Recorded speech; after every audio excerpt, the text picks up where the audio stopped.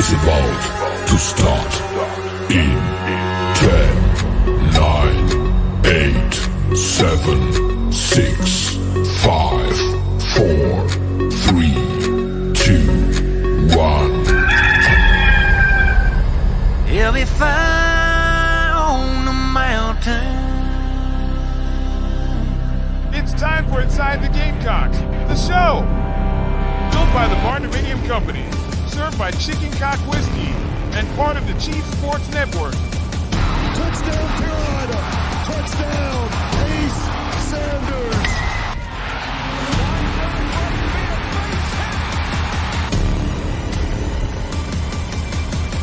Pressure! Clowney just dives in!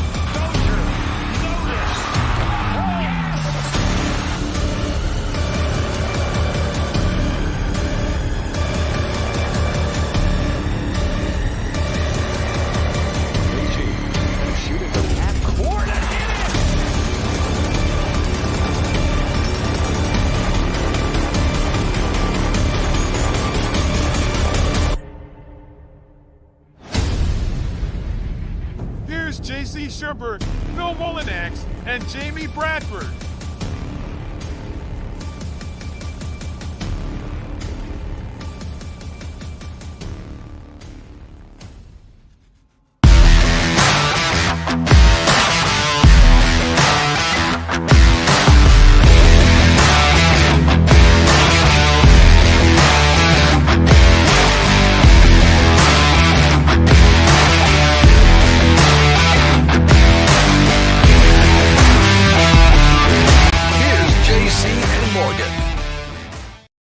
All right, we are back. Mike Morgan, J.C. Sherbert here on J.C. and Morgan. We'll get back to some of the stories of the day in college football in our final segment. But as we've discussed during the offseason, we're pretty guest-heavy, and we've had the great fortune of having so many distinguished voices, whether it's announcers or people that just cover the great sport of football. And this one ranks at the very top. He's on the Mount Rushmore, no matter how you want to define it.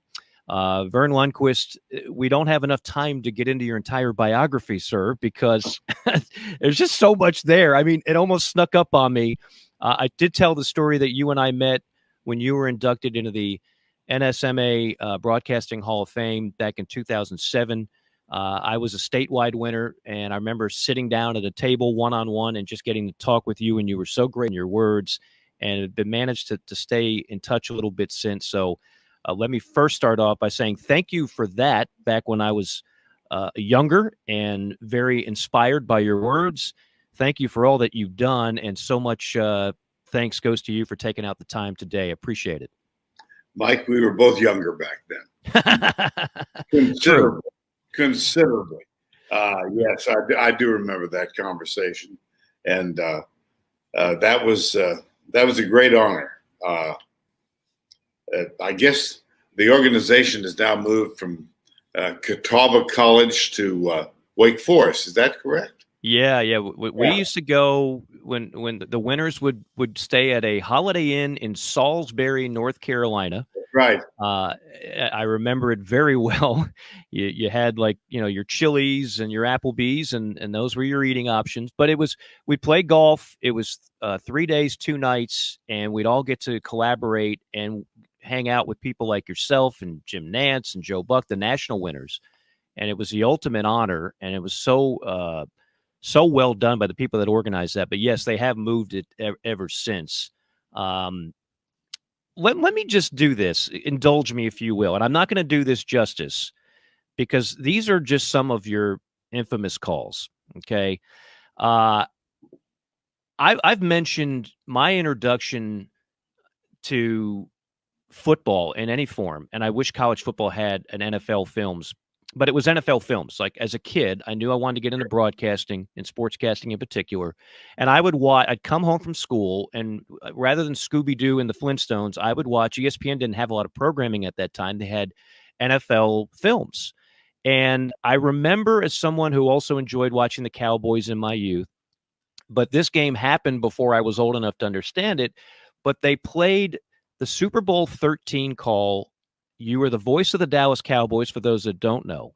They had a tight end, a very good tight end by the name of Jackie Smith. And in a key moment against the Steelers and a perfectly thrown ball by Staubach in the end zone, Jackie just flat out dropped it. And you said, and they played this on the show, bless his heart, he's got to be the sickest man in America.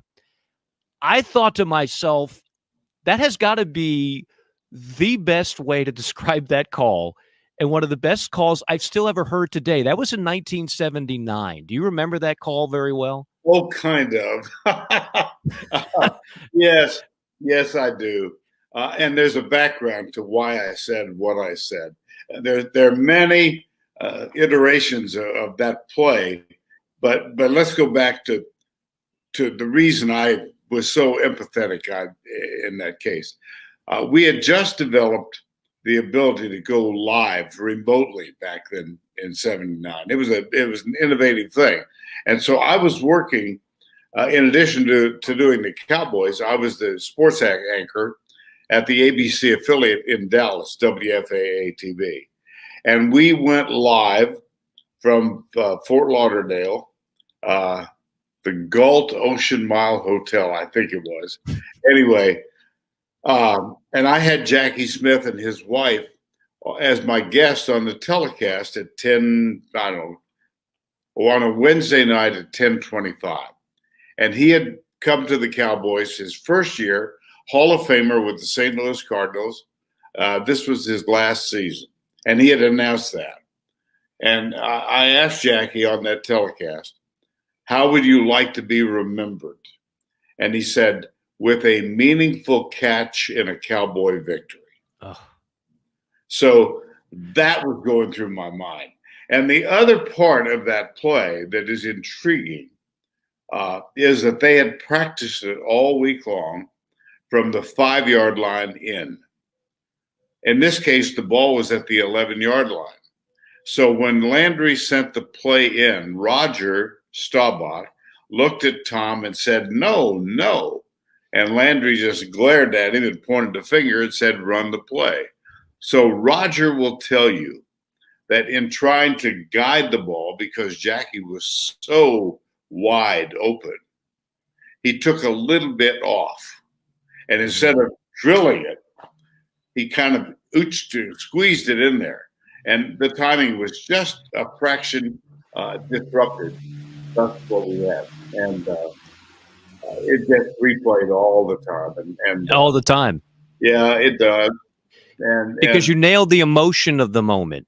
And that, when I think of what makes you the Hall of Famer that you are, it's the economy of words, and it is the nailing of the emotion of the moment. Whether it was SEC football, which we'll get to, the Masters for 40 years, voice of the Dallas Cowboys, that was all in that one call to me. Just, I know you weren't thinking that heavily about it because as a play-by-play guy, we just have to. Everything is spontaneous. Sure. But you had to feel good about the call, even though the moment, because if you're the voice of a team like you were, you're feeling some of that pain. And obviously you knew Jackie, as you mentioned. I just thought that nailed it. Let me mention a few more. And again, I'm not going to do this justice. April 13th, 1986. We have a lot of golf fans. I mean, people that love football also seem to love golf. This is the 50th Masters, 1986. Nicklaus makes the birdie putt on the 17th of the outright lead. The call, 3 words. Maybe? Yes, sir. Right? 1992. I remember where I was watching this when you called Leitner hitting the shot against Duke. There's the pass to Leitner. Puts it up. Yes! Used to play that call on my talk shows back in the day.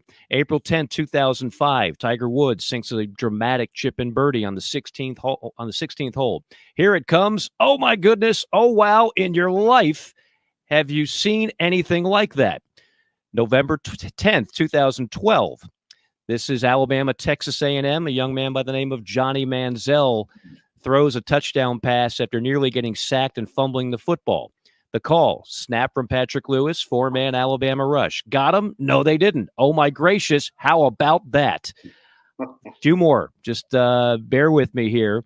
Then in 2013, This is Georgia-Auburn, top 25 matchup, CBS Game of the Week, 3:30. Again, many of us remember where we were when we were watching the play. The Hail Mary pass, the call from Verne. 4th and 18, lets it go. Oh, my gosh. Oh, my gosh. Oh, no. Ricardo Lewis, talk about a Hail Mary. And then the kick six, which has to be, if you think of the top 10 plays in the history of the sport, this one is going to be up there for sure. November 30th, you folks know it, 2013, Iron Bowl. As the field goal is lined up, the call from Verne, on the way, no. Returned by Chris Davis. Davis goes left. Davis gets a block. Davis has another block. Chris Davis, no flags, touchdown Auburn, an answered prayer. Again, I'm not doing that justice, but I had to read it with a little inflection just to kind of give the people an idea of how big those moments were, and you were on all of them. And I could name 100 more, but is there anything there, the ones I just went over, that stands out? Yes, he probably replied. Wow. I don't even know if it's fair to ask you to pick a couple because they're all so iconic. You know, Mike, if you practice this craft, you go to an event and you hope something memorable breaks out in front of you, and then you pray that you're capable of verbally accenting that moment. And in my case, I've been blessed that so many times something memorable has broken out, and more times than not, I've been up to the task of underlining the moment and I think that the key, in my view, is an economy of words. Be succinct. I learned that from a golf broadcaster when I first started at Augusta in 1983. Our executive producer was Frank Chirkinian. We called him the Ayatollah. Partly out of respect, but mostly out of fear. And I will add parenthetically, he was the single most profane human being I've ever known in my life. But he taught me a lot. And one thing was, the various lessons. But the key was keep it simple and get out of the way. And use an economy of words. Don't catch verbal diarrhea. Just shut up. I mean, memorably, the first occasion I ever worked with Frank was a golf tournament in 1983, the Phoenix Open, and that was I had done some golf when I was at ABC. I was at ABC 74 to 82 with. While doing the Cowboys and then the weekend, the Monday through Friday sports anchoring. But I got an opportunity to go to CBS. I got an opportunity because I got those dreaded words from Chuck Howard at ABC. We're moving in a different direction. We ain't renewing your contract. And that was in 1982. And it's a long, complicated story, but I got a shot to go to CBS, and part of it was golf. And Frank taught me, be succinct. We've got 65 of the best technical and production people in the world who are working this event. They'll document visually and orally. You punctuate. And keep it as simple as you can. And I sometimes listen to guys now who they think the world was created for them to go at a run-on sentence. Mm-hmm. And too many of them just lay out. Let the moment breathe. And it's good advice, I think. Even I'm 83. I get a number of calls from young men in their late 20s, early 30s. What advice would you give? Find a variety of adjectives, keep it simple, and get out of the way. And I'm Well smiling said. to myself because I remember that kick Vic song when I did say no flags. There was that fraction of a moment after he scored when I looked back and I thought, dear God, don't let there be any flags. Yeah. So true. So true. Thankfully, there was not. Yeah. The summer solstice, when the ho-hum of the everyday is replaced by an overwhelming sense of freedom. A time for living, for rolling the windows down, cranking up the tunes, and blazing new trails. Now is your time. And Love Chevy is celebrating with incredible summer savings on the entire lineup of award-winning new Chevys. Unprecedented savings right now on the ride of your dreams. Love has them all, primed and fully equipped for your next adventure. And right now at the lowest prices of the year. The best prices anywhere, in fact. Love guarantees it. The others are still saying anything to lure you in and let you down with the same old gimmicks and ridiculous add-ons. Love is different. Over 6 decades of honesty and integrity, and the long-standing belief that car buying should actually be a whole bunch of fun. Now is your time at Love Chevy, I-26 at Harbison, and at lovechevy.com. Together, let's drive. That's the power of love. Love Chevy. Even today when I rewatch that, I kind of think, really? And I glanced down at the field to kind of confirm because it was just a split second there. So I definitely get that. Verne, they've got a sequel coming out to Happy Gilmore. And I know you were the star of that classic comedy. Describe that experience working with Sandler and all those guys. That's a movie that's near and dear to my heart. And your thoughts on the sequel and sort of, was that fun for a guy like you kind of being in the movie set? I mean, did you meet Bob Barker? I mean, is there, that experience intrigues me as someone that's in sports and also loves movies and has done a little amateur acting, that I figured I'd ask you about that. Sure, JC. We shot that movie in 1996. And I got a call from my agent, a guy named Bob Rosen, I've had since the early 80s. And he said, there's a part, a small part in a film that they're shooting in Vancouver, British Columbia. And I've recommended you for the part. So get on a plane tomorrow or next week and then fly to Vancouver. And we shot everything in which I was involved in one full day. And Adam Sandler was still there. I got to see him shoot one scene. And the intriguing thing to me about it is that when we met that morning at 7:00, there was a circle around. Dennis Dugan was the director. He also was an actor, and he played the PGA commissioner in the movie. And so Dennis said, I've got an idea. Let's have an inside joke. Let's do something just for us. And he looked at this really handsome guy standing on the periphery of the circle. His name was Jack Jaraputo. And he said, Jack, go over to makeup and costume and have them give you a coat and tie. And I want you to sit next to Verne in every scene, but you cannot say a word because you're not a member of the Screen Actors Guild. So the guy sitting to my left is Jack Jaraputo, and he just nods. And he's a screen stealer because he's such a handsome guy.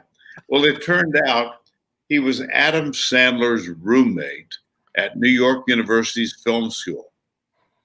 And he was there just to, lend his roommate some support. Well, now, if you watch Adam Sandler's latest films, Jack Jaraputo is the executive producer on all of them. So he used that little on-camera time very well. And no doubt. Yeah. that's something we didn't know. Gilmore too, and I'm just distressed because I haven't gotten the call. Oh. I guess they moved on with their lives. Do you still have your SAG card? Is that what's holding up this? I do. I still pay my dues. Okay. Yeah. We'll see if we can make a few phone calls and make that Okay, happen. Vern. yeah, I'd like that. That would be an injustice. That darn movie, it caught on, and USA Cable or one of the cable outfits replays it, and it's the wonderful thing for me is that it's connected. It's given me a connection across 2 generations, and I'll give you one quick anecdote about that. Billy Packer and I were doing a North Carolina at Arizona game in Tucson, and it was a made-for-television event. And North Carolina had a really good team, and Lute Olson was the head coach. Roy Williams was the coach at North Carolina, and Lute Olson at Arizona.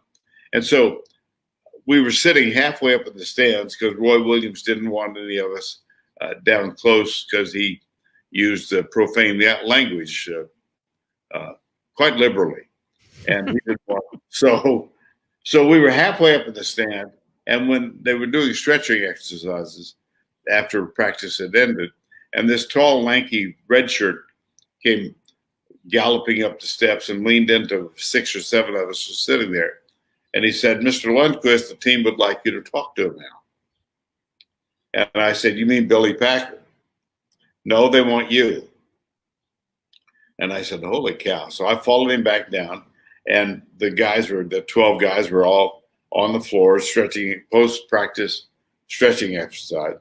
And Tyler Hansborough was right below me, their All-American center. And I said, "Fellas, what can I do for you?" And he looked up at me and said, "Give us the line from Happy Gilmore." So I just cupped my hand. I said, "Who the hell is Happy Gilmore?" And they laughed. By the way, that one scene, I don't know why it resonated, but it did. And my wife Nancy and I were invited to the world premiere. That's where I met Bob Barker. I didn't meet him at the set in Vancouver, but it was a big deal. I mean, they had a red carpet and all that kind of stuff.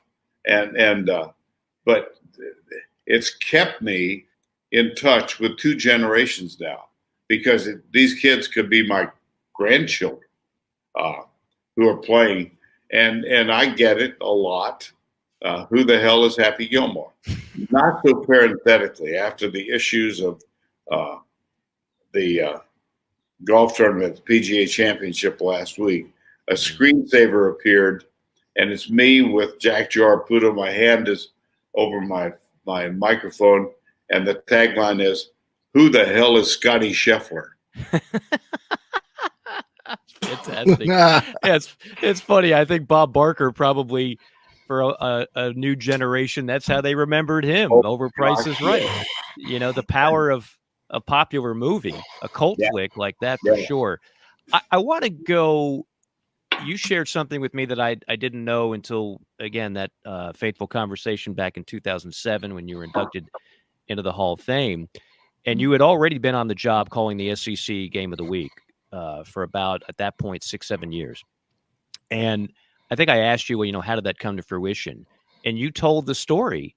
It certainly was not something that, you were striving for. You already had an NFL gig. And as much as we love college football, there is a certain status that comes along with being an NFL announcer that people don't typically leave that for anything else.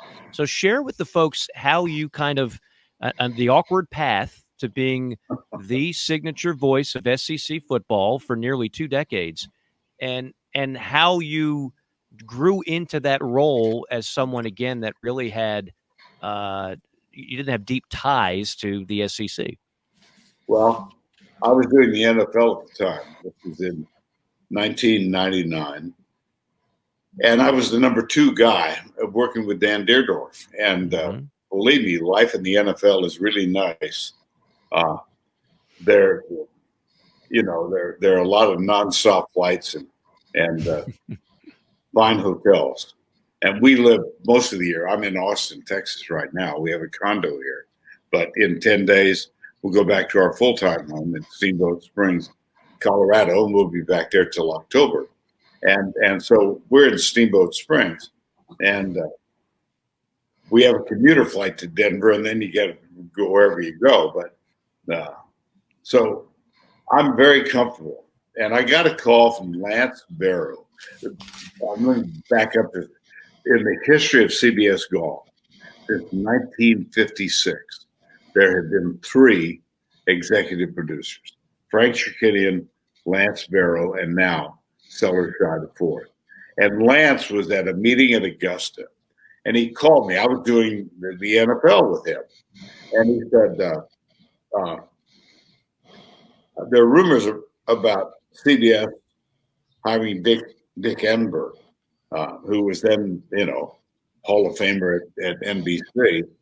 And I wanted to give you a heads up because it might affect you. And I thought, well, can't imagine it would affect me. Why would it?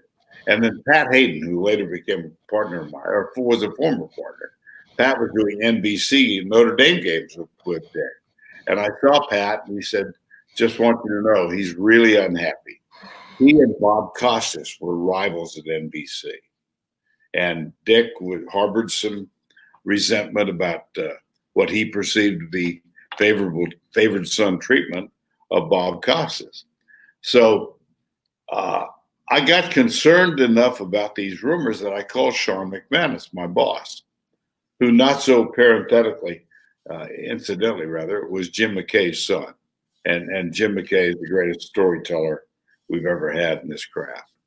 But I called Sean and I said, we were in the kitchen of our home in Colorado, and Nancy was in the kitchen doing something while I was on the phone with John McManus. And I said, I want to call you about these rumors I keep hearing about Dick Enberg. And Sean said what he should say as a boss, the appropriate thing, kind of like arm's length. And he said, I can't imagine he's such a high profile guy and such a high salary guy. I don't think we could ever meet his salary demands.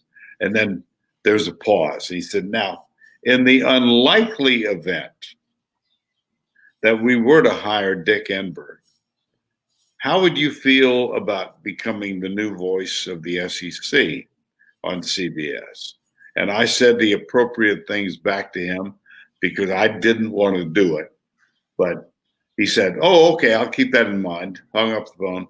I looked at Nancy and I said, honey, pack your bags for Tuscaloosa. You knew. That was my inauguration. The first game ever. I worked with Todd Blackledge for 6 years and then Gary Danielson for 11. My first game ever was with Todd, and it was Florida at Tennessee, end of September afternoon, and Neyland Stadium, 107th. And I had never been to that facility. And Jesse Palmer, who is now ubiquitous, won The Bachelor, and he's doing all kinds of stuff on television. He was the quarterback at Florida. He threw a touchdown pass that was or was not complete with 10 seconds to go. And the line judge quickly signaled touchdown. And Florida won 2019, I think was the final. And we got off the air, and I looked at Todd, and I said, are they all like this? And he said, enough of them.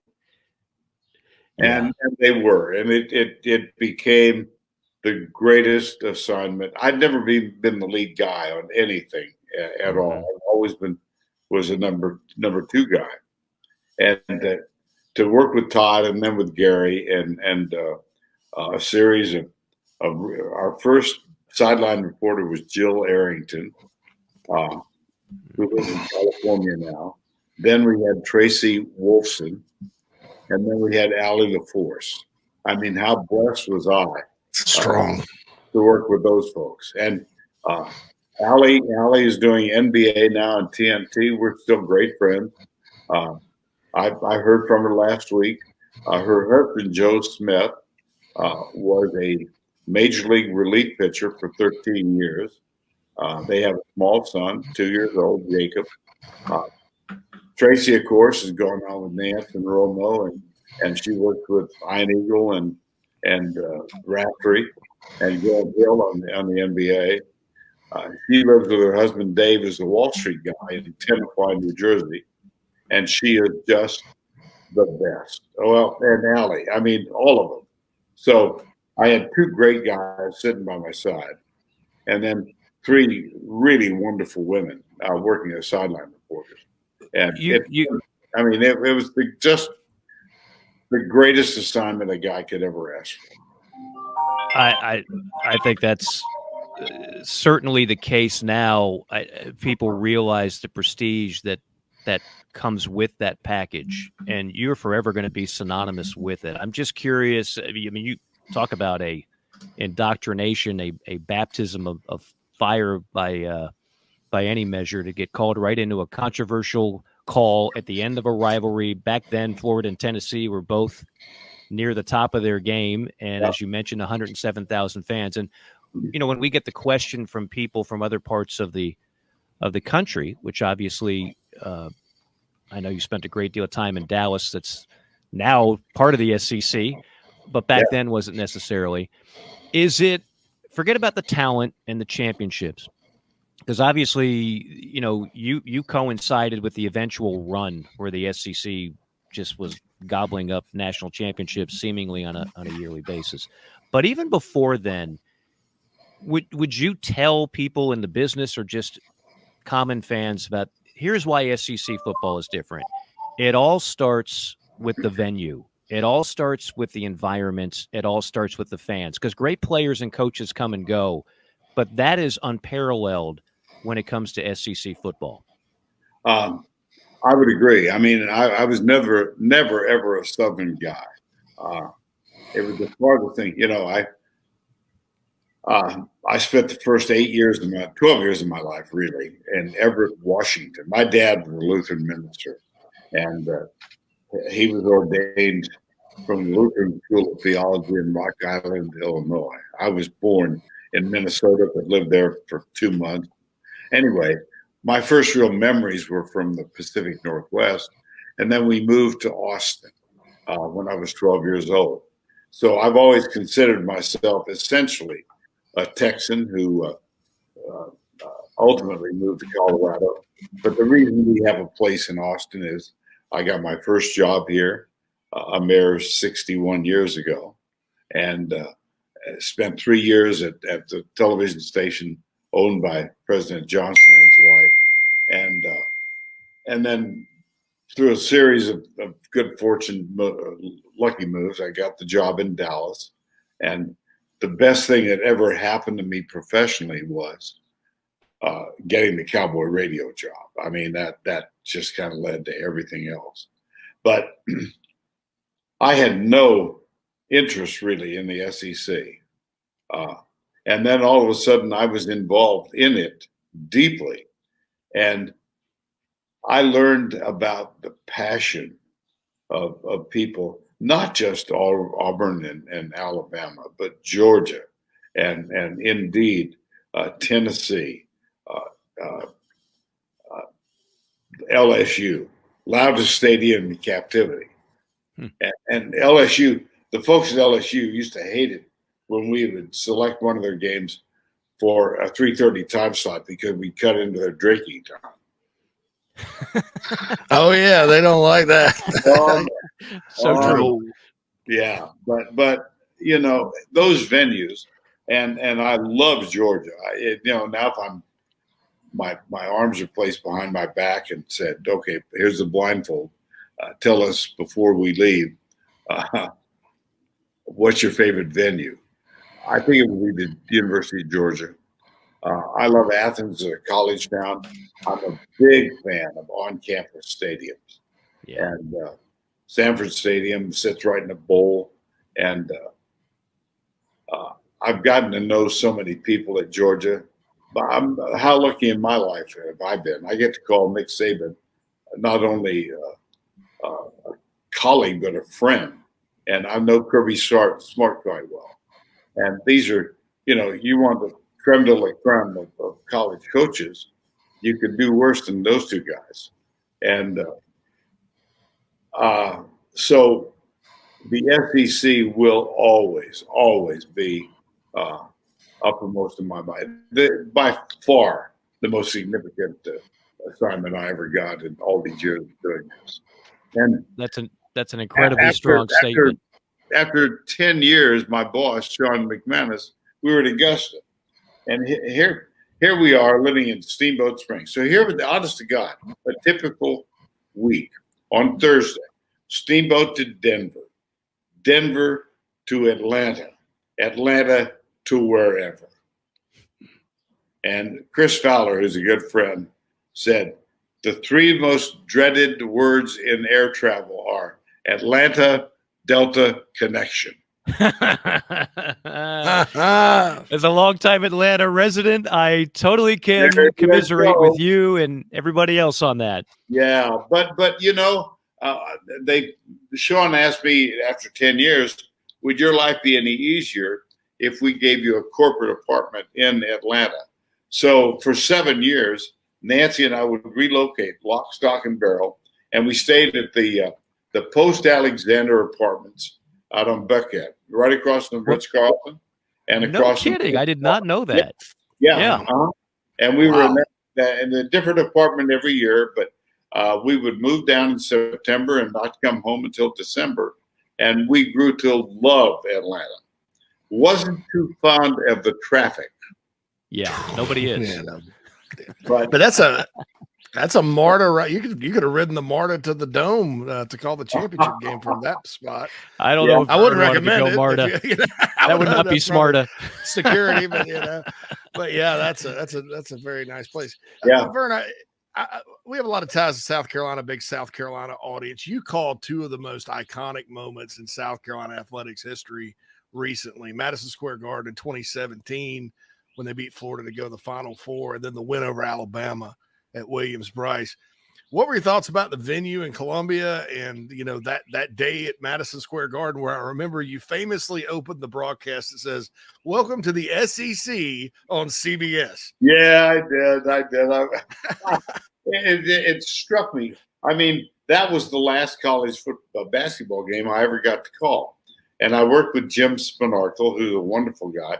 I did 15 years with Raftery, but Raftery had gotten too big for his britches, and he got promoted. And so, but Jim Spinarkle is a wonderful guy. He's another Wall Street guy, lives in New Jersey, and Jimmy and I we had Florida, South Carolina, and it's just, I remember coming on the air and I said, I never thought I'd ever say these words again, but welcome to the SEC on CBS. And it seemed appropriate. And how blessed is a guy who loves the craft that he's involved in to get to call his final basketball game at Madison Square Garden. I mean, the stars were aligned. And so it was, and Jimmy's a great guy. Raft and I are still, Billy probably is the closest friend I've made in all the sports that I've done over the years. We still communicate every once in a while. He's one of my favorite characters in all of broadcasting. He has never, ever heard a last call, which he would honor. His tagline, when they put him in the ground, the stone is going to say, "Just one more." One more. And he's got that brevity too. He's succinct, like with his color analysis. I like that about him as well. I mean, it's just a couple of words, but they hit, So yeah, that was a Raftery. You can't go wrong with him as college basketball goes. I think Ian Eagle is one of my favorite guys too, and the combination of Ian in his first year of doing March with Bill and with Grant Hill. I think Ian was able to get Grant to come out of himself a little bit and loosen up. And Raftery doesn't need any loosening; he needs some hardening. But the combination of I think Ian's nickname is Bird, right? Eagle, Bird, and I heard him say it during maybe the semifinals. Raftery finally called him Ian. And I had said on the air. He said, "Well, I must have grown in your eyes because now I'm no longer a bird. I'm Ian." But I thought the three of them were just outstanding, and Ian Eagle was one of the brightest, most descriptive guys I've ever met, and so that's a really good team. And great chemistry, which you can't fake. It's got to be authentic, and of course you had it. I want to ask one more of the SEC on CBS question, and then I'll make a final pivot.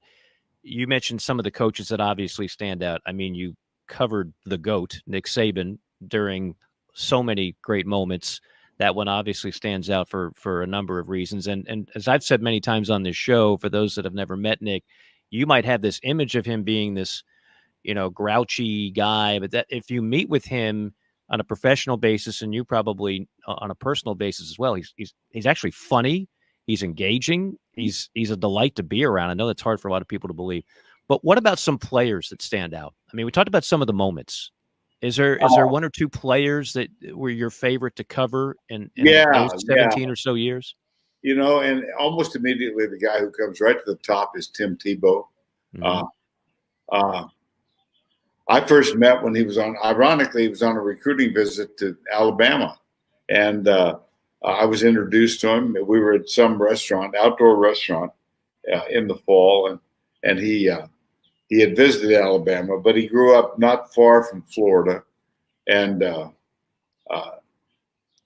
he's a guy that is very devout, and his faith is very important to him. And he expresses that. I remember he had a sister who was a missionary in Bangladesh, and the first time I ever heard of Sling TV, Tim told me that his sister in Bangladesh was using this device so she could watch his football games, and I remember Gary Daniels and I got to know. I did 23 Tim Tebow games while he was in Florida. Wow! And he's about as competitive as any athlete. Not the most gifted, unfortunately. And I'll tell you a little anecdote. We were watching video of him. He had a problem with his left foot and how he took a stance. And Gary spotted it in some 8th grade film of Tim, and the way he dropped the ball to throw it, but competitive, my Lord, I've never seen anything like the guy.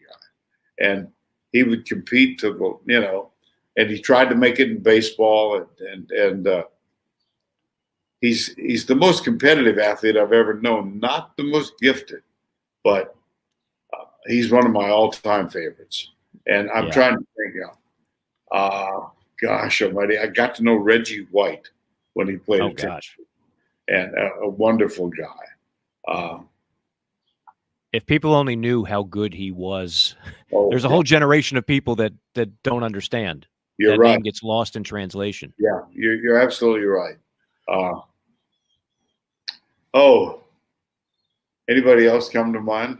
I mean, you got to cover so many great quarterbacks is the position that first pops to mind. I mean, I mentioned the Manziel highlight. Obviously, off the field, he had his own issues, but on the field, electric.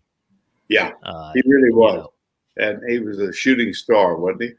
And no question. Yeah. No question. I got to ask you about this. You mentioned this again, going back to some of our conversations in the past. There is another generation, as you spanned a few of them, that still remember you most for bowling for dollars. Now, I was just a kid when this show was on the air, but I know I have family that watched it, that swore by it. I know it was a phenomenon. Tell the folks how you wound up in that gauntlet.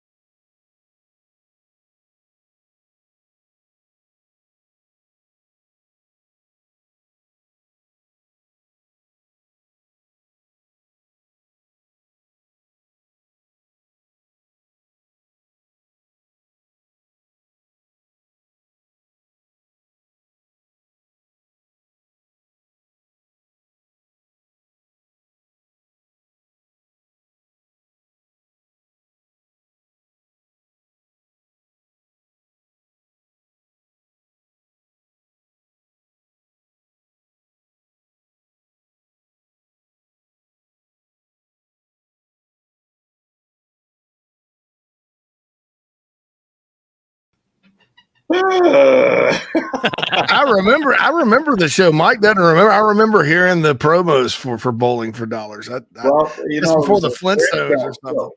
And it was seen in, I know in Dallas it was called Bowling for Dollars. In Boston it was called Candle Pins for Cash. And Nice. it was owned by a company called Classer Productions. Their other franchise was Romper Room. That Just I to remember. give you some context. Well, So there you go. I was working at Channel 8, WFAA in Dallas, and I got called in. And Newton Minow at the time, this was mid-70s, Newton Minow was the FCC commissioner, and he would refer to this 6:30 to 7 time slot as a vast wasteland. And so people were franchising things to put 6:30 to 7. And I got called into my boss's office, and I was told, we've agreed to buy this program called Bowling for Dollars, and you're going to be the host. And I said, not on your life. I'm a sports anchor. I am not a game show host. And my boss said, you might want to read your contract. And so he said, we knew you were going to say that. So here's the phone number. He's expecting your call. And it was the name of Chick Hearn, who was the voice of the Los Angeles Lakers. Sure. And he was the host of Bowling for Dollars in Los Angeles. And they said, call him, ask him his advice. So I did. And Mr. Hearn, who had done, I think before he finished, he wound up doing 3,575 Laker broadcasts. But he hosted this show. It was on the independent station, Channel 5 in LA, 7 to 7. And he was very gracious. He took the call, and I said, he explained the format. You tape 6 shows every Monday, so you could take a week off at the end of a month. And it's a half an hour, 6 guests. And I said, well, how does it do in the ratings? He said, oh, my God, we're an independent station. We kill Huntley Brinkley on NBC. And Walter Cronkite can't hold a candle to us. And he said, well, so, on and on. And then I got a little uppity. And I said, well, Mr. Hearn, you're the voice of the Los Angeles Lakers. I just started the Dallas Cowboys. How about your image? And he said, listen to me and listen to me closely. Do the show. Take the money they're going to pay you, put a pool in your backyard, and move on with your life. Woo, sounds good. I love it. So I tell you what, did exactly that. And in the midst of this run, I got assigned to my first ever national football telecast at ABC. It was for a kid who grew up in Texas. It could not have been more perfect. It was Texas, University of Texas at Texas A&M on Thanksgiving Friday in 1975. My partner was Frank Broyles, the head coach and athletic director at the University of Arkansas. So we did the telecast, and it went pretty well. And my best friend was my spotter. He's passed on now, but his name was Joe Cash. And so we were driving back to have a Friday night Thanksgiving dinner with our wives in Dallas. And Joe was driving, and I was all pumped up, and I'm going on. I mean, I was taking narcissism to a new level. Joe, can you imagine Portland, Oregon to Portland, Maine? They were all watching the game today, on and on and on and on. Yeah. So we pulled into a gas station in Fairfield, Texas. And these were the days when they still did full service. So Joe gets out to go in and use the facilities, and I'm sitting in the car, and the guy comes out, checks the tires, opens the hood, checks the radiator, lowers the hood. Now he starts to wipe the windshield, and I could tell there was a hint of recognition in his eyes. And I thought, well, he's going to say something nice about the telecast today. He probably is an Aggie, really enjoyed the A&M win. Kept rubbing the windshield, and I look at this, that old mustard yellow ABC jacket. I still had it on. Finally, he turned back and he said, Rudy, God Almighty, get out here. It's that bowling for dollars dude on the TV. Bowling for dollars. Of course, that would rank at the very top of the pyramid of your You illustrious got career, right? Yeah. Oh, yeah. You've mentioned a couple of things that I think can apply to anybody, not just in broadcasting, but in life. First off, there's never been a broadcaster, I don't care how good or how illustrious, that hasn't had a bad moment or two on air and hasn't had a setback in their career. And that applies to any vocation, any career. Were there ever any moments, either early on or even later on, where you said, I don't know if I'm cut out for this. I don't know if I want to keep doing this anymore? Yeah, there were. As I said, I started here. A legendary guy named Cactus Pryor, long gone now, but he hired me. My first job was as a summer replacement announcer in FM radio. And I was here in Austin for 3 years, and I thought I want to do something legitimate with my life. So I resigned. I took a job at San Antonio where I anchored the 6 and 10 news for 1 year at the NBC affiliate in San Antonio. And the market in San Antonio was not the most sophisticated in the world. And it was the head of, if it bleeds, it leads, that kind of stuff. And the ABC affiliate was number one in the market. And they were patrons of that art. So we tried to, and I grew disgusted with the quality of our newscast and realized that I missed sports broadcasting and the kind of freedom you had to be your own boss in a sense. So I applied for a job in Dallas, and I was turned down twice.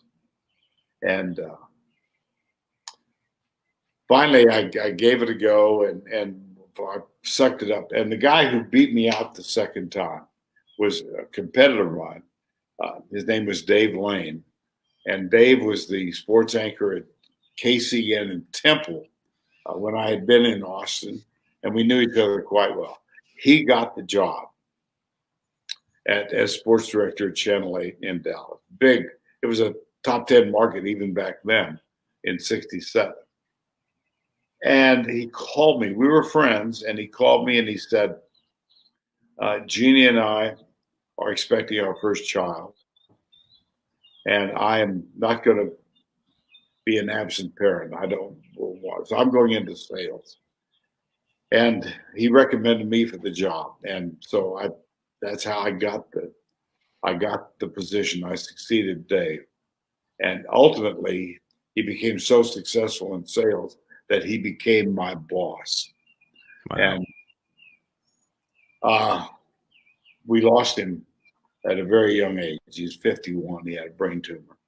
But his graciousness in recommending me opened the whole world for me.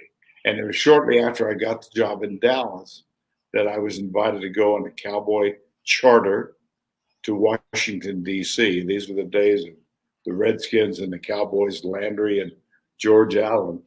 And then I was asked en route, would you do the pregame and the postgame for a radio network? And I thought, sure.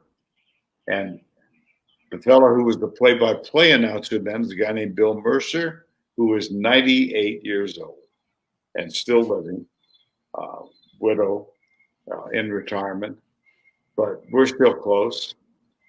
And the Cowboy thing, I'm getting long-winded and can't remember how I started this.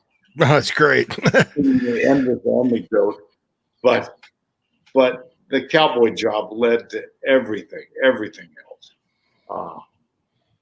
And I mean, I did the pre and post game that whole year, and wound up on the Cowboy charter going to Green Bay, Wisconsin.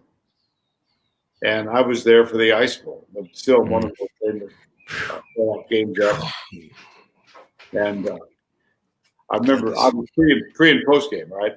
So I had nothing to do. I remember the wake up. We were at the Northland Hotel in Green Bay, and the Sunday morning, and on the Friday, I'd gone on the Cowboy Charter as the radio host, and I had arranged with Chuck Lane, the PR director of the Packers, to do an interview with Vince Lombardi.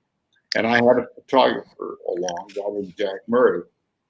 And you can't imagine how simple things were back then. There was no mass media circus. It was Lombardi meeting with 8 members of the Dallas press on Friday afternoon. And I had arranged with Coach Lombardi to do an interview down in the field. So the meeting broke up, and Lombardi got up and excused himself. And I looked at the PR guy and said, Chuck, help me. My photographer's down there. We're expecting to do Lombardi, and you had told me it was set up. So he got Lombardi to come back in. Lombardi said, I don't do television without a coat and tie. And I said, Coach, if it'll make you feel better, I'll take my coat and tie off. And he reluctantly finally said, okay. So the two of us take the elevator down. We walk out, and Jack Murray was filmed, no videotape. And Jack Murray started the camera. The topic of our 5-minute conversation was the electric grid that had been placed under Lambeau so that the field would never freeze. That film aired that snippet on Saturday night in Dallas. Well, Sunday morning, I get a call, wake-up call. Good morning, Mr. Lundquist. It's 7:30 and 13 below zero. And it only got I remember walking in. Frank Gifford was doing one of the CBS. Joe Buck, Ray Scott, Frank Gifford, and I can't remember who the other one was. I go into the radio booth, the TV booth, and I saw Frank pour a cup of coffee. They had a heater with a coffee pot on, pour it, and then lift it up and turned it upside down, and the coffee had frozen. And, That's Did cool. you have the Hail Mary? Did you have the Hail Mary game with Staubach and Pearson against the Vikings? That would have been, what, 75? Yeah. Wow. How amazing was that? Yeah, it sure was. That was the birth of the expression Hail Mary, correct? Yes, it was. Yeah, we were in Minnesota, and Frank Gleber, the late Frank Gleber, who sadly he was one of the great broadcasters ever. And Frank is another who died young. He was 51 and died of a heart attack while jogging. And he was the sports director at KRLD Radio, who had the rights to the Cowboy broadcast, but he also did CBS. And so Frank flew in, and the deal was whenever he was available, he and I would split halves. So Frank flew in to Minneapolis. He won the toss. He said, I'll do the second half. So I did the first half play-by-play, and then I was color for the second half, and vice versa with Frank. And like then a baseball game. Yeah. And then with about 5 minutes to go, I got on the elevator, went down, walked in. Back then in Old Metropolitan Stadium, both teams stood on the same side of the field. And so I was in the middle waiting to do the post-game interview and standing, and then Drew Pearson made the Hail Mary catch. And the South stands got real angry, and some guy threw a pint of scotch and hit the back judge, Armin Terzian, in his head and dropped him. Man. And so now the crowd is really riled up. And when the game ended, the Cowboys won. And by the way, Drew Pearson did push off. He might admit it now. But anyway, Rayfield Wright was the All-Pro, Hall of Fame tackle, a big 6'7" guy from Fort Valley State. And he looked down at me, said, little buddy, it's about to get angry here. So you follow Big Cat. And he put his parka over my head. And that's how we exited. Oh, man. Man, what a That's story. unbelievable. That's unbelievable. Vern, we could do this for hours. I don't want to keep you longer, even though every story is so engaging from beginning to end. Again, your career is beyond words. We talked about economy of words. It's beyond words in so many ways with what you were able to accomplish over so many decades. And I just hope, first off, I hope you get Happy Gilmore too. That would certainly be the right move if they're listening, Adam Sandler and company. But I hope that retirement treats you well the rest of the way, and hope you and your wife have so many great moments together without the grind of traveling from stadium and arena to stadium and arena and going through all those delays through Atlanta Hartsfield. That's for sure. Yeah. Can't thank you enough for the time. This was terrific, Vern. Well, I enjoyed it very much. You guys have a great day. Thank you much. Thank you so much. You got it. He is Verne Lundquist, one of one.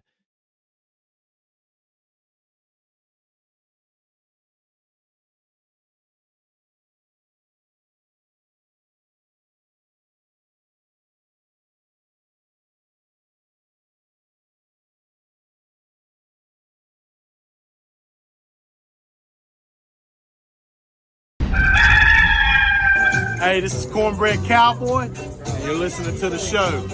We'll be right back. Welcome to Palm Casual Patio Furniture. Because we are the factory, Palm Casual has the ability to offer the highest quality outdoor furniture paired with world-class service. Since 1979, our factory showrooms have done our best to make the buying process as easy as possible for our customers. Our understanding of the many factors that go into your decision has helped us create our 30-day trial period that increases the level of comfort our customers feel during the shopping experience. Visit us in Somerville, Mount Pleasant, Myrtle Beach, in Bluffton, and online at palmcasual.com for our products and out-of-state locations. Gamecock owned and operated. Hey Gamecock fans, this is Roman Kimball with South Carolina Baseball. My friends over at Electric Bikes of Charleston have the largest selection of e-bikes in South Carolina. You can cruise up to high speeds of 28 miles per hour, which is about 70 miles an hour slower than my fastball. Stay in shape and enjoy your life with an electric bike from Electric Bikes of Charleston, where buyers come from all across South Carolina. Visit electricbikescharleston.com. See you at the ballpark, and go Gamecocks.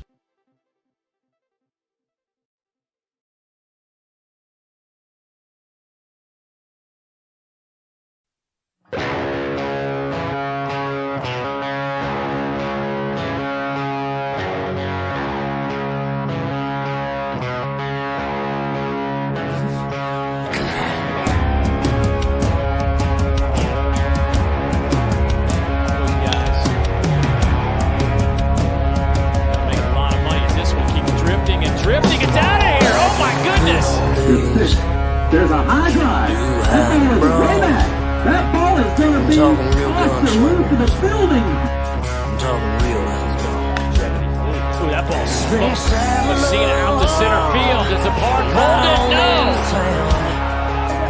No. First pitch to Messina is rocketed out to left field. South Carolina right back in this thing. Messina lifts it deep left center. Pearson back. It is gone. Grand slam, Cole Messina. Nobody's gonna break it up. Not until you've had enough. If you think you've got the guts, and let's take it outside. High fly ball, left field.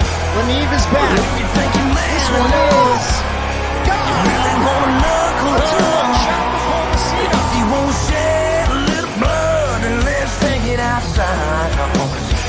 Let's take it outside. Messina faces Bogotsky in the first pitch. A swing on. And driven the left. Back goes Langley. We are tied. These days things change.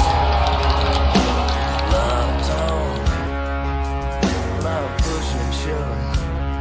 Well, if you won't walk the walk, well, let's have some respect. We got girls in here. Just pay your time. Lay down your beer halls and let's take it outside. Take it outside. Thank you so much for joining us, man. How you doing? I'm good. How are you? Thanks for It having took me a long time to make man. that this morning. Okay, so I hope you actually enjoyed seeing all those home runs from our eyes. Sick. No, that was sick. All right, I mean, come on. I had other things to do. I pulled the clips. I'm just kidding, dude. I'm just kidding. But I will say this: they call because I usually don't listen to the guys on TV. Like if I'm not at the game, I listen to Derek and Coach Lake while y'all are playing. And I mean, have you heard that yet? When you hit that game tying home run, have you heard Derek's call of that yet? Yes, sir. I saw it on Twitter. I mean, pretty sick. Did you remember anything running around the bases, or is that one of those moments where you kind of black out? I mean, I kind of remember touching first, and then that was it. Like, yeah, I've seen the video. Like, I was jumping around third, and I was going probably a little crazy, but I don't really remember. Well, knowing why I did that. Well, Cole, we got some breaking news. Congratulations, young man.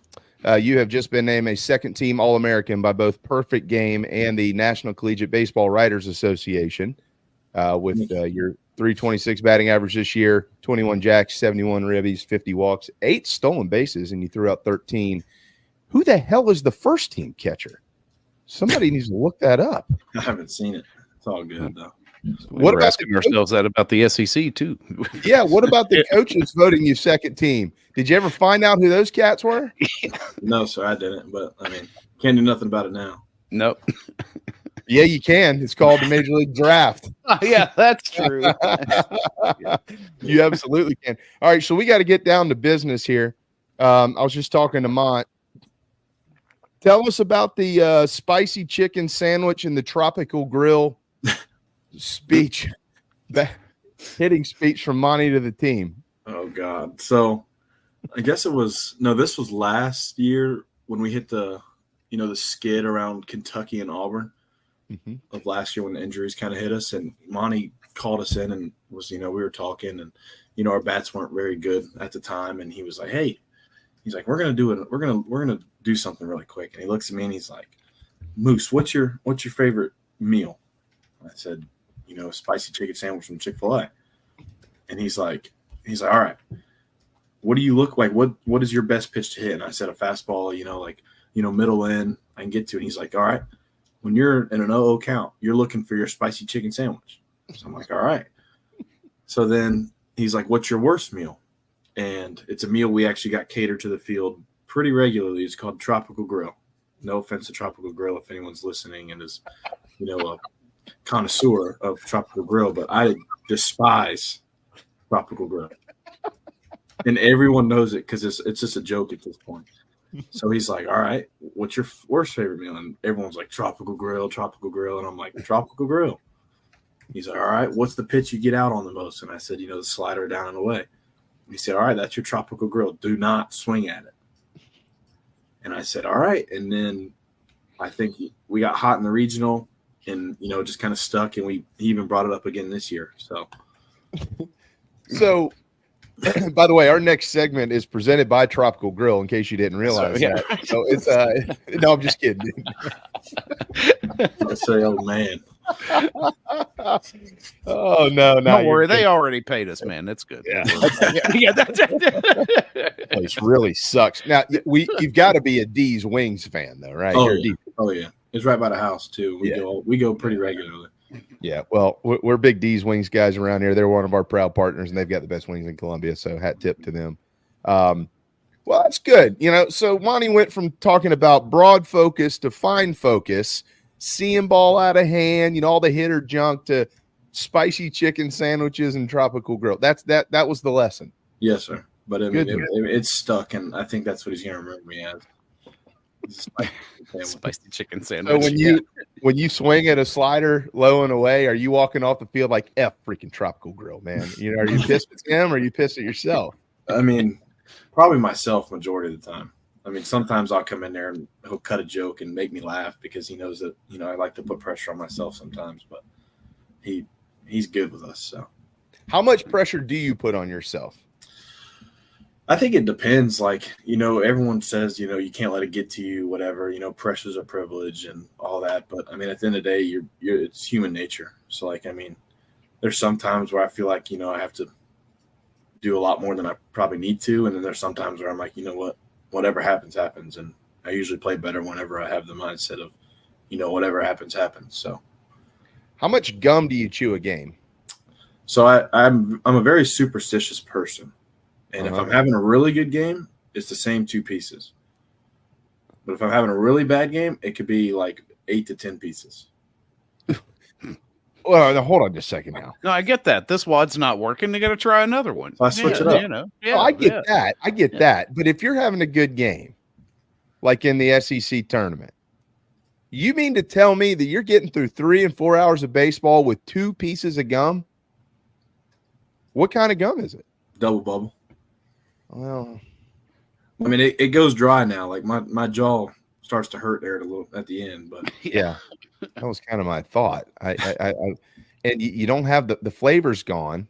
Yeah, I mean, it turns pretty bad, but like later in the game, I'm usually not thinking about how my gum's tasting. Hopefully.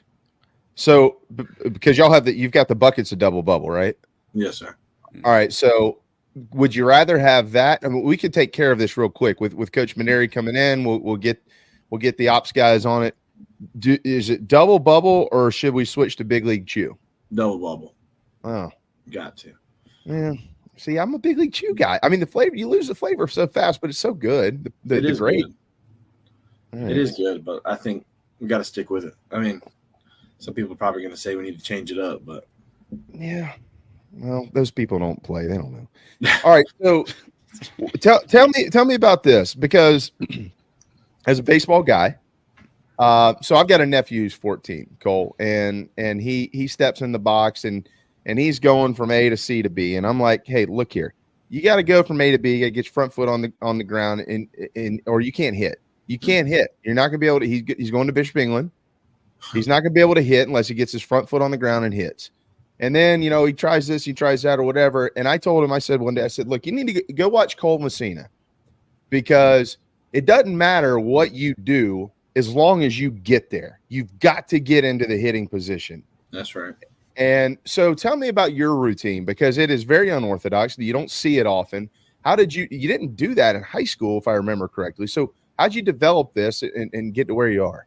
I think through a ton of trial and error, honestly. Like in high school, I had a bunch of big moves, but it was more, like just a bat wiggle, like quiet feet, whatever. And then, got to college, played around with it freshman year, no stride, leg kick, like a minimum stride, whatever.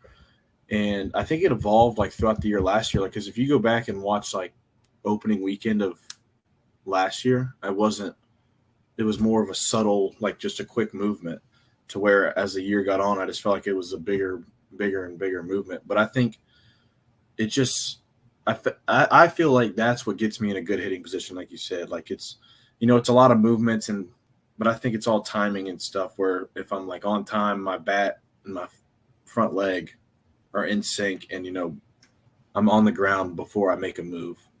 Mm-hmm. And so. No, you're good. So I think that it's hard for people to comprehend unless they've seen it, right? I mean, yes, sir. When you're seeing 90, well, it's the SEC. God, if you see 90, it's a changeup now. Except for at Kentucky, for whatever reason, those guys, I still can't figure it out. But good luck. But I don't think people understand mentally how the brain works when you're a hitter, Cole, and understanding the timing. Like there's a lot of things that are moving up there at one time, but the crazy thing about it is when you're not thinking about anything is generally when you're at your best. So like, can you describe that a little bit? Just your mind as a hitter. How often do you walk up there with the plan, or you just see it and hit it? Because I'll preface it with this. I'll say this. Justin Smoke's one of my best buddies, okay? And I always feel like such an idiot when I talk baseball with him, because it's so simple. He's like, dude, just see the ball and hit it. That's literally his advice. So walk me through as a hitter where you are. So I mean, I think that's the main reason I chew gum, because it makes me like I'm doing 2 things at once, so I'm not focused on just hitting. where, I mean, I know it sounds crazy and silly, but like chewing gum gets me, distracted, you could say. But I think like my biggest cues, like I'm more of a cue guy. Like I have to think like stay back or, see it up, to where some people are different. They're like, they're trying to almost predict what pitches, and it works for them. Like, they're good enough hitters to hit with their eyes and stuff, where I just think I need to load. Like my biggest cues, load early and see it up. That's all I'm doing. I'm not worried about what pitch it is. I'm not worried about how hard it is. It's just load early, see it up. And I'm usually like to have success. I think when I get in trouble though is when I'm thinking about like what my hands are doing or what my legs doing, or like trying to pick pitches, almost like what pitches to swing on, what not to swing. So, all right. So let me take a left-hand turn. I'm going to ask you two questions. What does it mean to you when you're at the ballpark and the game's over or pregame, and you look down the right field line and there's a laundry list of little kids out there waiting for your autograph? What do you feel when in that moment? I mean, it means the world.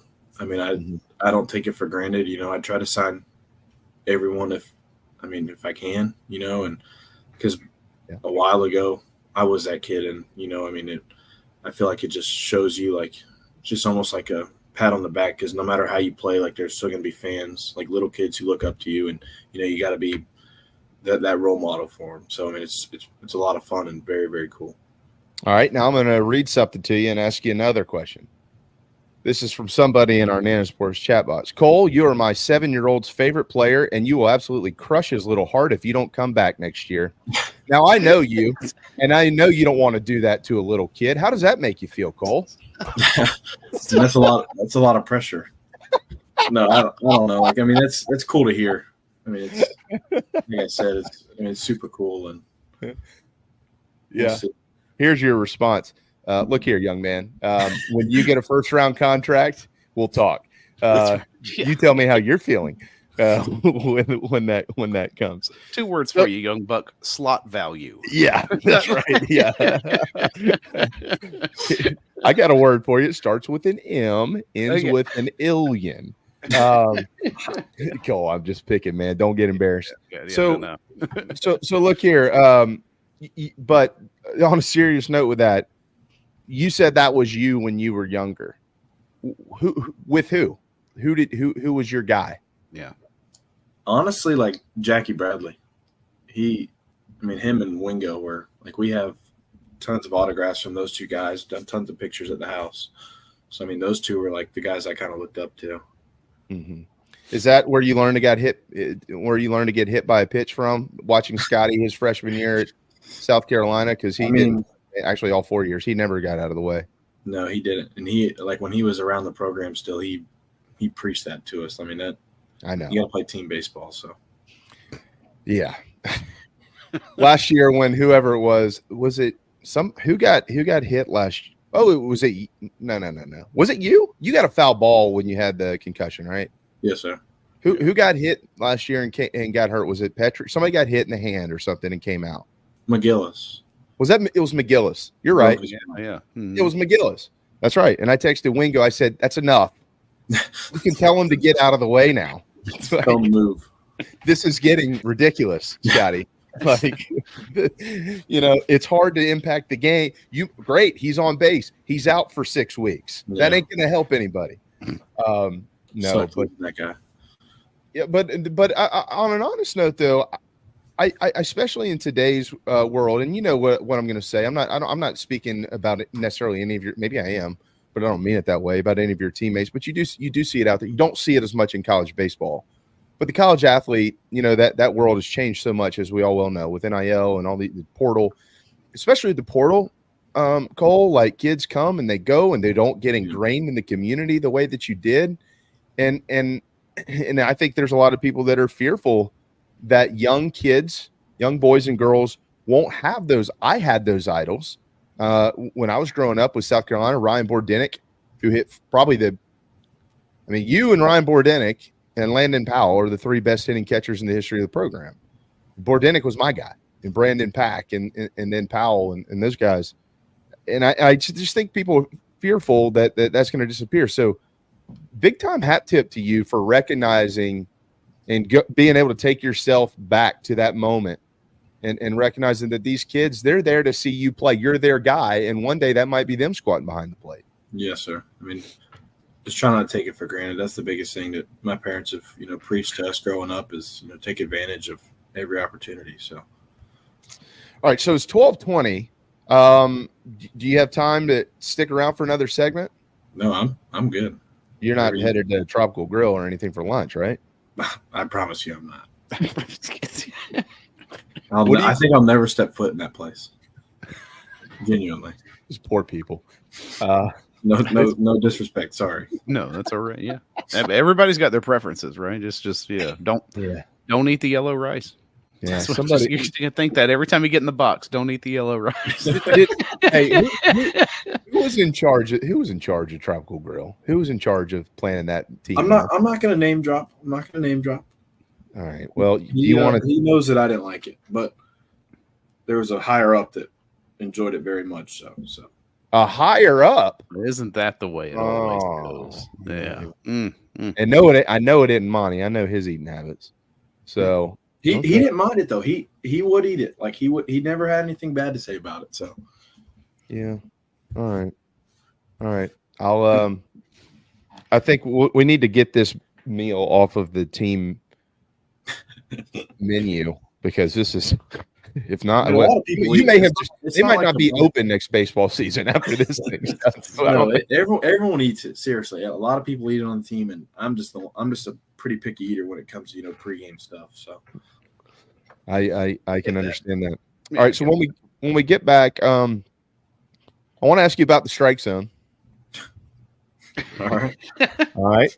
And I want to talk to you about your relationship with Coach Lee and your thoughts on Coach Benieri. Obviously, most likely you're not going to get a chance to play for him, but certainly want to talk to you about that. And we've got a couple other things on the docket as well, including Monty took a shot at you, and I'm gonna let you respond to him. Okay, so we're gonna create a feud here between Monty Lee and Cole Messina, the two probably biggest guys on the team. And let y'all get into a nice little boxing match. I don't want nothing to do with that guy. He does not want that smoke. No, yeah. I know when to pick and choose my battles, and that's one I'm not messing with.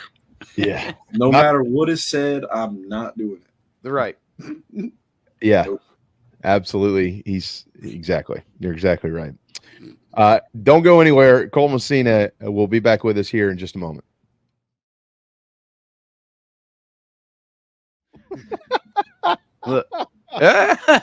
Nice. Mine don't know what he talking about. Yeah, but this is coming from old Deadeye. Now he doesn't miss. No, don't listen to him now.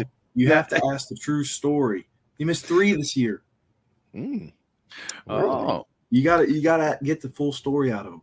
Well, he's getting older. You got to give him some grace. He is getting older. You're right. He's getting old.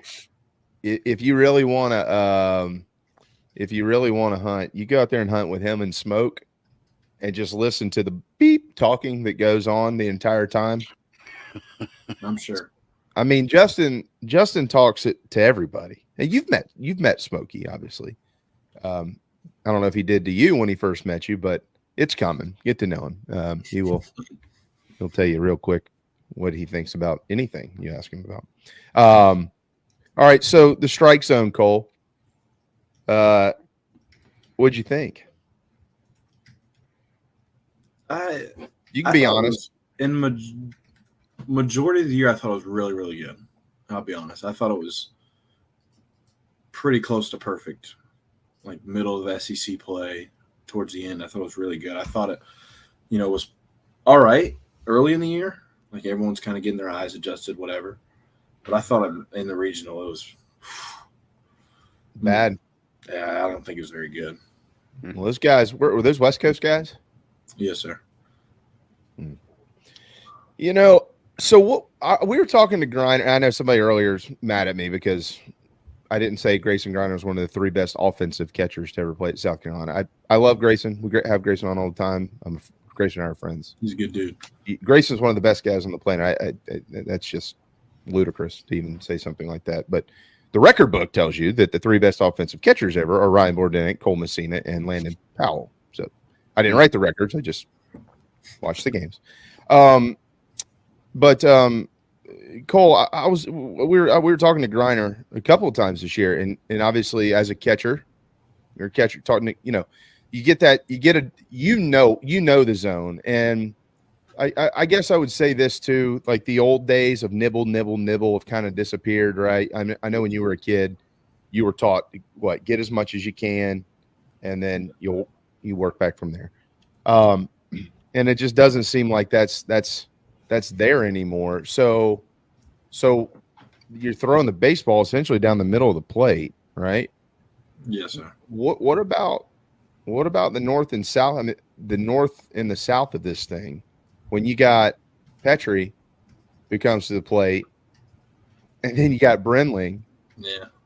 And it seems to be the same zone. I don't get it. Well, the thing is, nowadays they're all basing it off the TrackMan reports and the TrackMan strike zone. So, the biggest thing that I would say over the past 4 or 5 years is the height. I don't think the low ball is the problem anymore on either a tall guy or a small guy. I think it's the top of the zone, and we're as catchers, we're graded on how we catch no matter who's in the box. So you could say Brenling, it's a top of the zone strike, but on him it looks at his neck because he's just a shorter dude.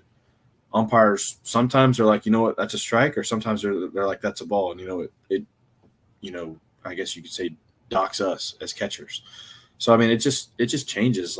I wish it would change per batter, but I guess we're just in the world today of where it doesn't really matter who's in the box. It's still the strike zone. So did you feel like at times this year you got robbed when you were at the plate as a hitter on a couple of call thirds? Because you could see the emotion in your when you're out. If it's a good pitch and you got fooled, you know it. Yes, but there was some. It looked like you were like, yeah, come on, man. The biggest one was probably the SEC tournament, but I think out of the majority I was probably given some calls, if anything. I feel like I have a pretty good relationships with those guys after 2 years of working with them. So that's a great point. Tell me about that. What is it? What do you do to ingrain yourself in a good sense with them? It just starts off from the first impression. I go up to them, shake their hand, give them a pat on the back, and I tell them that I'm working with them. I always ask them what's the best way to communicate? Is it criticism? Is it questions? Every guy's different. And I just they all know me as just a competitor. They know I'm probably going to say things I shouldn't. They know I'm going to be energetic, be engaged. So they all know that, and we have a good relationship just through working together for so many games. So it changes though. Some guys, and I can name one guy off the top of my head. I'm not going to name him, but me and him did not get along at all. And luckily you can't see that from the TV, but me and him, we weren't very good friends just because it was his way or the highway. And as an umpire, you can do that. So, can't talk negative about the way he goes about his business. But as a catcher, I need to, adapt and change for guys like that. So, it was a good learning point. Oh, is he a good umpire or not? Statistically and his calls, he was a good umpire. He was actually really, really good, but he's just very. He thinks he's perfect, and So I can't talk bad about him because at the end of the day he's human. He's gonna mess up and stuff. So it is what it is. You're describing my relationship with Phil. Phil thinks he's perfect every day, and I can't do help it myself. I just can't. It's hard not to just lift myself up like that. Every morning my feet hit the ground, I'm like, God, you're God's gift, aren't you? Look at you. Yeah. Well, I do the same thing to Carrie. I tell her, I said, look, here, you get all this every day. That's right. This is what you get. Hey, look, she said yes. I didn't.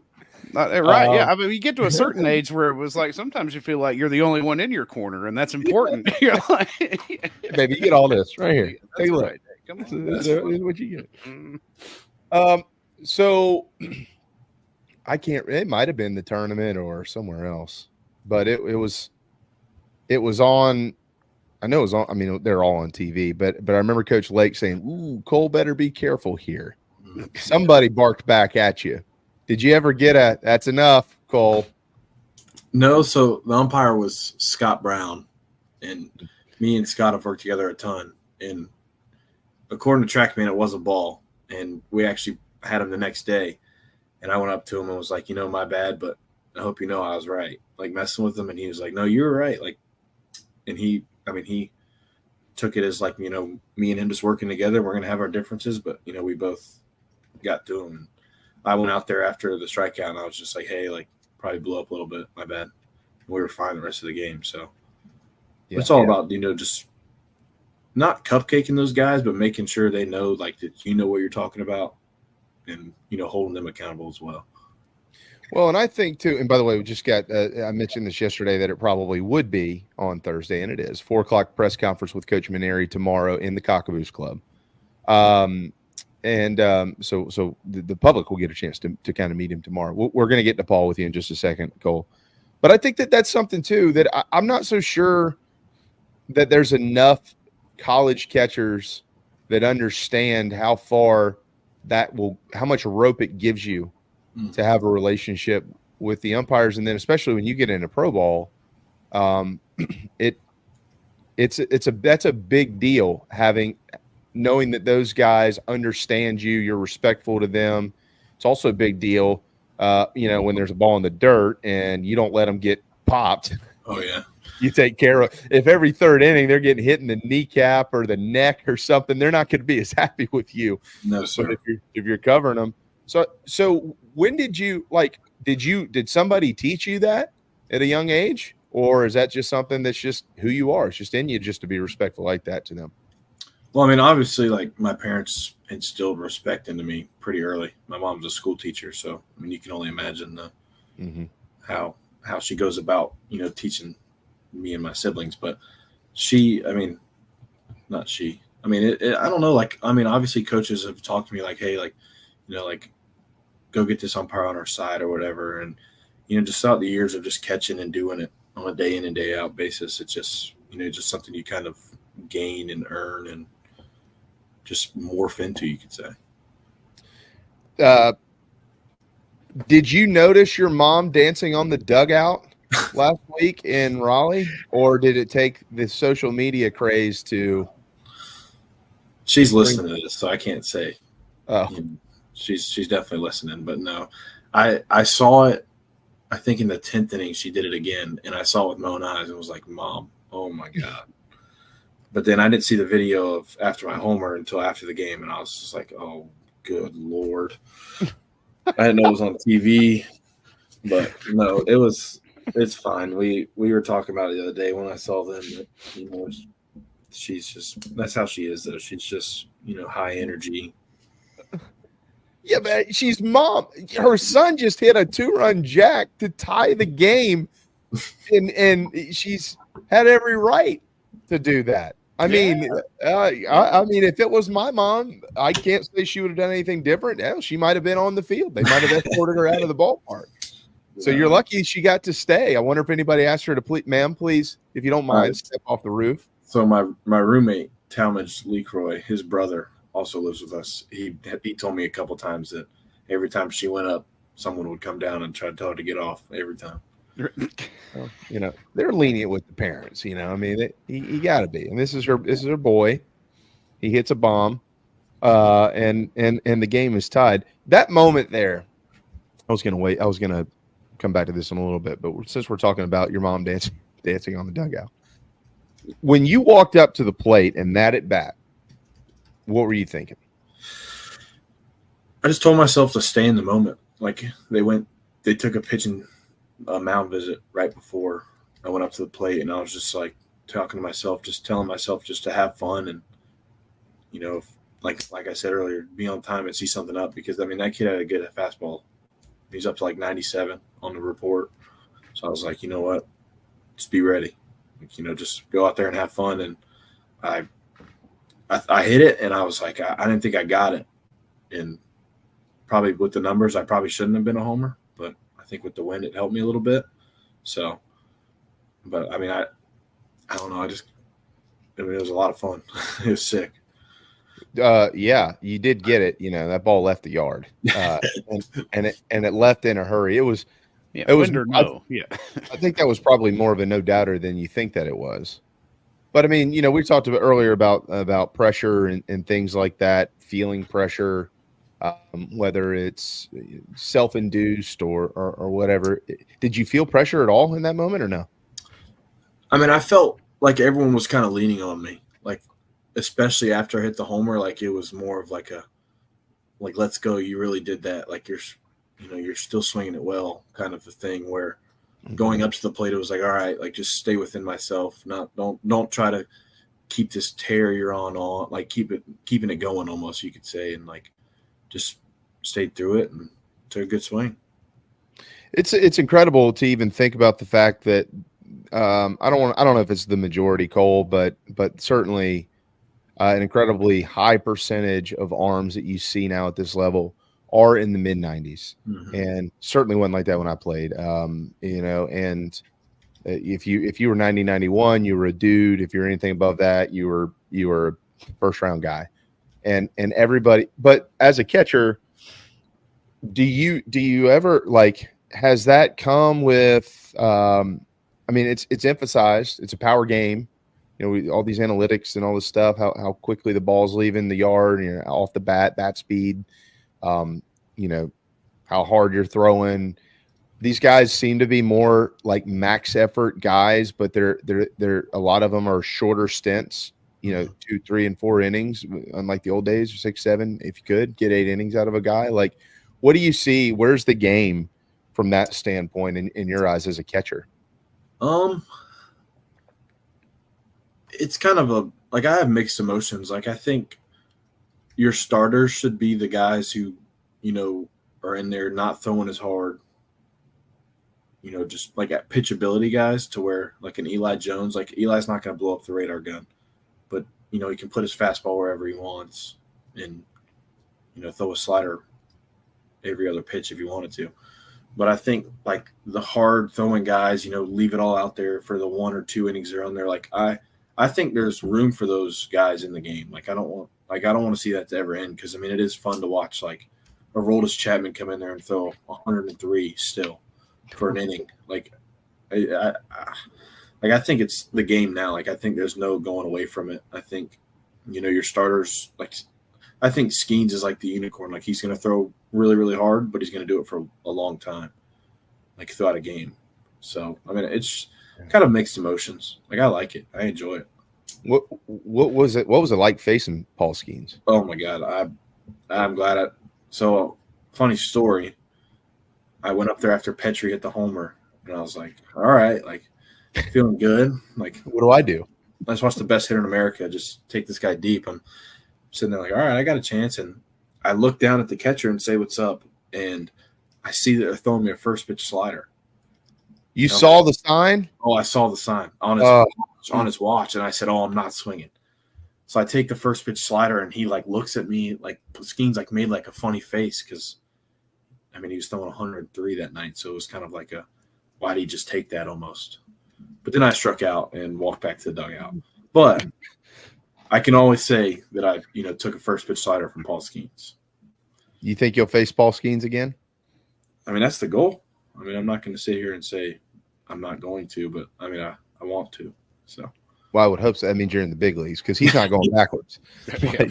No, barring injury. Yeah. You do realize if you face him again, yeah, exactly. He's either on a rehab assignment or it's in the big leagues, and let's hope it's in the big league. So you pull. See Phil. This is when he pulled the old trick. Hey, what's up, man? Oh, there's a slider coming. I get it. I've done that before too. Except they threw it at me because he knew. Yeah, right. You know. Hey, good to see you. How's everything going, John? Nice to see you. Oh, fastball away. Okay. No, so that wasn't a trick. You just accidentally saw it on the watch. Yeah.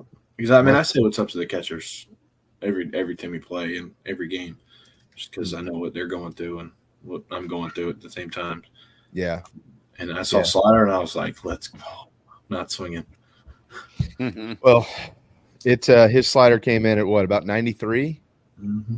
Oh, okay. That's just, come on. What are we doing? I mean, that's just insane. All right. Hey, look, we need to hit one more timeout. I do want to keep you for one more quick segment, if you don't mind. That's fine. And I want to get to Monty and ask you about him, and I want to ask you about Coach Kingston and Coach Maneri, and then your time, what you'll be doing now that the draft is coming up here soon. So hang tight with us. Cole Messina. This segment proudly brought to you by our friends at Gamecock Traditions, GamecockTraditions.com. I'll bet you Cole's shopped at Gamecock Traditions. I'll bet his family has too. If you live in places like Somerville, the home of the Messinas, you can go to GamecockTraditions.com and have it delivered right to your doorstep. Or you can go see them in Lexington or up there at the Village at Sandhill, where they've got everything, Gamecock baseball, football, you name it. And if the logo's on it, guess what? A percentage of whatever you buy is going to the Garnet Trust to help the NIL efforts at the University of South Carolina. When we return, Cole Messina will wrap up hour 2 with us here on ITG. We're with Cole Messina, the catcher at the University of South Carolina. He finished his career with 38 home runs, which is the third most all time for a catcher. And Cole did it in 2 years. 6 home runs behind Landon Powell, who hit 44. And Landon did that in 4 years. Landon actually talked to us about you a couple of weeks ago, saying, yeah, I think if he was here 4 years, he'd blow the doors off of anything I ever did from an offensive standpoint, Cole. But it looks like the draft is going to be calling your name, and can't be more proud of you. And I know that's how the fans feel. So getting you to this point, let's first talk about Coach Kingston. Obviously, no longer the head coach at South Carolina. I'm not sure if y'all have spoken since last Monday or not, but you did get to play for him for 3 years. He'll always be your head coach at South Carolina, and I know you've got a good relationship with him. No, I mean, me and King and I've thanked him more times in the past week and a half than I would have liked to. I mean, he gave me a chance out of high school, gave me a chance to play for 3 years. So, I mean, I have nothing bad to say about him. I mean, he was a great players coach. I mean, cared for his players, cared about, the mental state, physical state. I mean, it sucks, but yeah, people got to make decisions, and sometimes decisions suck. So, yeah. And obviously he, that's the way it goes in college baseball. I mean, in college athletics. And we certainly are wishing him the best and wherever he goes. There's no doubt about it. Y'all are close to getting to Omaha, like he often talked about. And Paul Maneri is going to take over.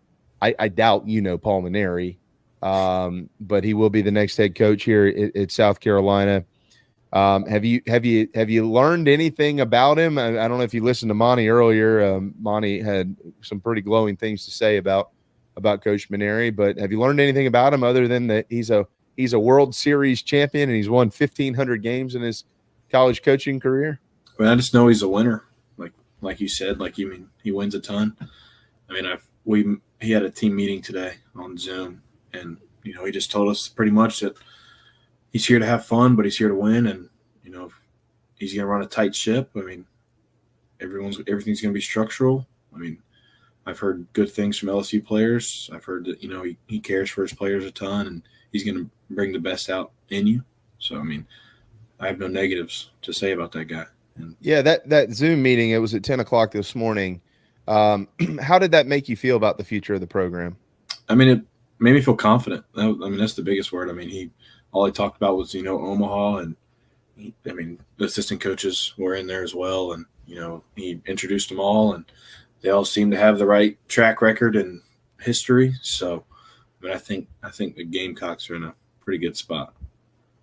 And that brings us to Monty Lee, who's signed a 3-year extension to stay on as the associate head coach and hitting coach at the University of South Carolina. This is where Monty wants to be.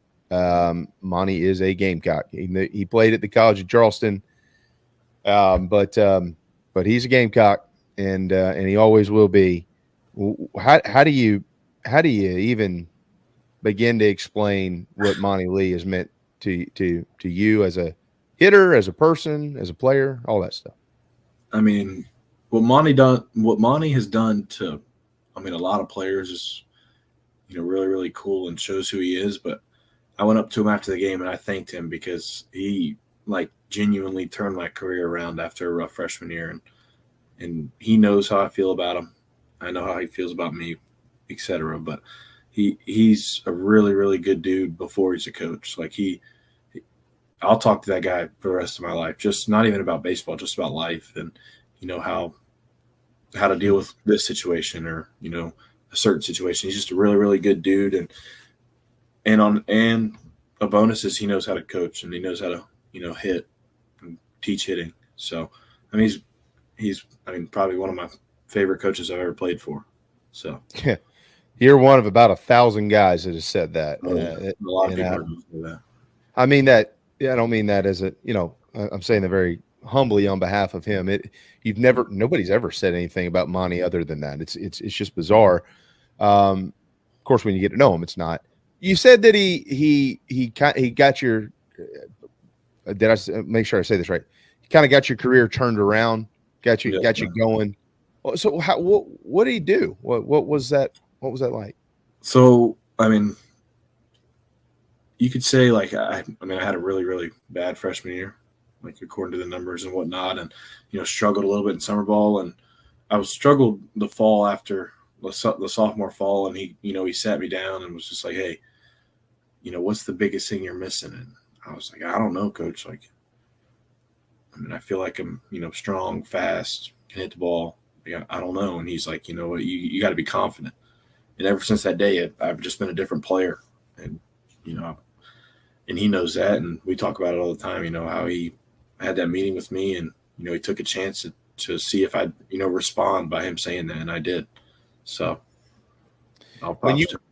when you work with him on the field, because you'll always come back and work with Monty, I'm quite sure of that. Yes, sir. When you work with him, tell us about that experience. How he makes you confident, but how does he do that? Is it the drills that he uses? Is it the language that he uses? What is it? I mean, it's a mixture of everything. It's the way he talks about certain things, and he has different routes to get into certain places and swings, you could say. And it's not one way or the highway. It's different sayings for different things to get you to point A to point B. And, on the field, we like to have a ton of fun on the field. It's how hard can you hit this ball to a certain spot. On the field is where we just like to loosen up and just compete with whatever we're doing that day. Where as the cages, it's more structural, more drills, more, swing mechanic stuff. And, so the way I look at it, when we get on the field, we cut up and act a fool and have fun and joke around and yell at each other and just, just a good environment, a good work environment, you could say. Isn't it hard to have that as a coach? You've played for so many guys, travel ball, high school, summer league. I know you played up in the Northwoods League. Were you in Wisconsin or Minnesota? Where were you? Wisconsin. I bet it was beautiful up there in the summer. Wasn't it? I was freezing. It was 60 degrees every day. During the day it was? It was perfect. Yes, sir. I mean, it didn't get above 70, 75. That's fantastic. So you play for all these guys. It's hard to have a coach who can be the first one to cut your rear end and jump on you, but then also be the first one to tell you how great of a job that you did. It's a very fine line of respect, isn't it? Yes, sir. And Monty does a great job. Monty's got on to me a couple times. He got on to me once this fall just because you could say I wasn't being the leader I needed to be. And, we hashed it out. I mean, I said stuff, he said stuff, and then all of a sudden we were good. And, the next day it was like nothing happened and we were back to normal, you could say. And I mean, ever since he looked at me in the cages that day and was like, you just need to compete. My level of respect for him went way up. Yeah. Well, and then when he shows you his biceps, that changes the conversation. I call him little guy. He knows that. He's a little guy. He calls me big boy. So I call him little guy. That's funny. Hey, look, between him and King, you had probably the two tightest fitting shirt. Oh coats yeah, King was jacked. He was secretively jacked. I'll give him that. I don't know if it was a secret, but he was always in there working out. Cole, we're going to let you run, but I'm going to leave you the floor here. I'm not going to be able to go back and read them all, and it's not even remotely close to all of them. There are tens of thousands of Gamecock fans that will probably always want to wear the 1-9 jersey around. Big time Cole Messina fans. So I'll let you address them before we let you sign off here. You got the draft coming up. I'm assuming you're just going to be working out between now and then, right? Nothing crazy. Yes, sir. Yes, sir. And kind of waiting on that, getting some pretty good grades, and we think that that's all going to work out incredibly well for you. But leave you the floor to address the Gamecock fan base that's been there watching you play for the last 3 seasons. Wow, I put me on the spot, but yeah, that's what we do sometimes. We'll joke with you, but then we'll throw you under the bus around. No, I mean, thank you guys. I mean, that's all I have to say is, the support over the 3 years. If I don't come back next year, I'm very appreciative, and I'm glad I can call this place home. And fans were close to none, and a little upset we couldn't make it to Omaha for you guys, but can't do nothing about it now. So thank you guys, and thank you two as well for all the support. Yeah, no doubt, man. I got bad news for you though. Nobody heard a word that you just said, because you said, if I don't come back. Now the headline is going to be right. Nobody heard one damn word other than if. I don't come back. There's a lot to happen still. At the end of the day, I'm a Gamecock no matter what. So yeah, it would be. I mean, the best case scenario is you get drafted and you go play pro ball. Yes, sir. I mean, get your money and go. That's what a lot of people want, and sometimes I think I want it. But if I come back for my senior year, I won't be mad. I love this place. I love the fans. Got a girlfriend of 4 years, so my brother, my family's close. So there's a lot of other, I guess, calling points too. So whatever happens, and we'll see. Be happy no matter what. Well, the next month or so for the Messina family is going to be pretty interesting to follow along with both you and your brother having some big decisions to make. We wish you the best of luck, and you're great on the air. I hope you had a good time with us. Yes, sir. You can always shoot us a message anytime you need something, and we'll do whatever we can to get it done for you, man. But watching you develop as a player has been really wow. And I mean this the best way possible. You've come so far, and it's really, really neat to see the player that you've grown into. One of the best to ever put that uniform on. Congratulations on an amazing career at the University of South Carolina. Thank you. I appreciate it. Yep. For sure, man. Cole, we'll see you soon, brother. Yes, sir. Thank you, guys. Thank you.